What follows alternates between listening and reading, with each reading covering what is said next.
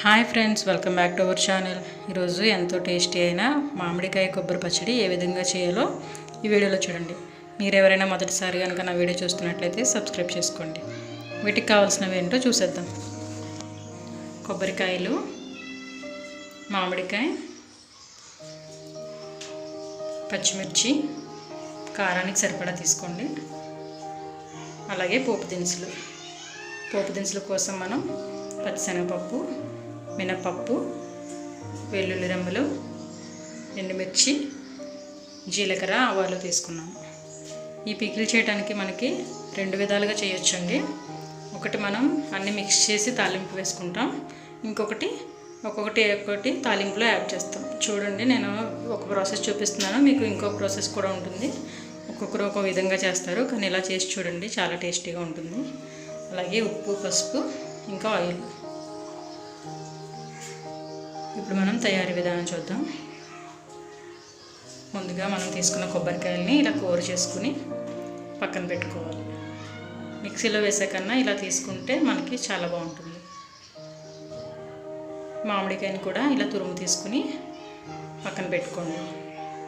ఇప్పుడు మనం ఒక ప్యాన్ తీసుకుని అందులో సరిపడినంత ఆయిల్ వేసుకోవాలి. ఈ లోపుగా మనం తీసుకున్న మిర్చిని కూడా మిక్సీలో వేసి కొంచెం గ్రైండ్ చేసుకోవాలి. మరీ మెత్తగా కాకుండా కొంచెం బరకగా గ్రైండ్ చేసుకోవాలి. ఇప్పుడు ఈ తాలింపులు వేసుకోవాలి ఆయిల్లో. ఇవి మనం ఎర్రగా ఫ్రై చేసుకుందాం. చూడండి, తాలింపులన్నీ వేసి కొంచెం ఫ్రై అయిన తర్వాత ఇందులో మనం కరివేపాకును కూడా యాడ్ చేసి ఇంకొంచెంసేపు ఫ్రై చేసుకుందాం. తర్వాత మనం దీంట్లో కొంచెం పసుపుని యాడ్ చేసుకోవాలి.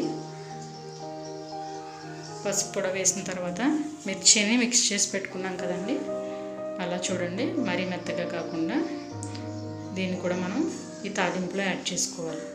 యాడ్ చేసి ఇది కూడా ఒక 2 నిమిషాలు ఫ్రై చేయండి. ఇది మనకి పెళ్ళిళ్ళలోనూ ఫంక్షన్లోనూ వేస్తారు కదండి, చాలా టేస్టీగా ఉంటుంది ఈ పికిల్. ఒక్కొక్కరు ఒక్కొక్క ప్రాసెస్లో చేస్తారు, కానీ ఈ విధంగా చేస్తే మాత్రం చాలా టేస్టీగా ఉంటుంది. తప్పకుండా ట్రై చేయండి. చూడండి, మనకి ఈ పచ్చిమిర్చి కూడా కొంచెం ఫ్రై అయిన తర్వాత మనం తీసుకున్న మామిడికాయ తురుమును కూడా అందులో యాడ్ చేసుకోవాలి. ఇది కూడా వేసి మరొక 2 నిమిషాలు దీన్ని ఫ్రై చేసుకోవాలి. చూడండి, మామిడికాయ తురుము కూడా వేసిన తర్వాత ఇవన్నీ కలిసేటట్టు బాగా కలుపుకుంటూ ఫ్రై చేసుకోవాలి. ఆ తర్వాత దీంట్లో మనం తీసుకున్న కొబ్బరి తురుమును కూడా యాడ్ చేసుకుని బాగా మిక్స్ అయ్యేలాగా కలుపుకోవాలి. చూడండి, ఇంకా ఈజీ ప్రాసెస్ ఏంటంటే అదే కొబ్బరి తురుములో మీరు మామిడి తురుము, పచ్చిమిర్చి పేస్టు అన్నీ కలిపేసి తాలింపు వేసుకుని కూడా యాడ్ చేసుకోవచ్చు. ఇలా మనం అన్నీ వేసి కొంచెం పొడిపొల్లాడుతూ వాటర్ అంతా పీల్చుకుని పొడిపొల్లాడుతూ వచ్చే వరకు మనం దీన్ని బాగా కలుపుకుంటూ ఫ్రై చేసుకోండి. ఇప్పుడు మీరు దీనికి సరిపడినంత సాల్ట్ని కూడా యాడ్ చేసుకోవాలి.